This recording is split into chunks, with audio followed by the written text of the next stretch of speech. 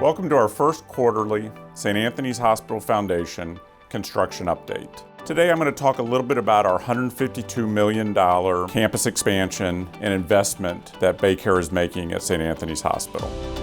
Today we are going to focus on portions of the hospital that are being relocated to better serve our community, better serve our patients and visitors. The Phase 2 Master Facility Plan is a $152 million investment in the hospital campus with focus on increasing our inpatient capacity, but also providing services that will improve the overall patient and visitor experience. While the most visible part of the project is a 90-bed patient tower, today's update will focus on some recent departmental relocations that will improve patient access for services. Our goal is to have frequently visited departments conveniently located for patients and visitors.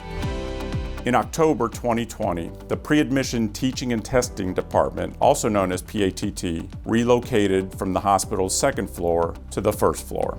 PATT is now located conveniently next to our Admitting and Registration Department. Most patients who have scheduled surgery come to PATT to learn about the surgery, what to expect afterwards, and to have lab work and other testing done. In the past, patients received maps and directions to the PATT department on the hospital's second floor, which resulted in patient confusion and frustration.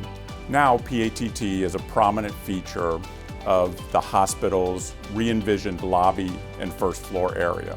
We look forward to bringing you additional updates to our construction project.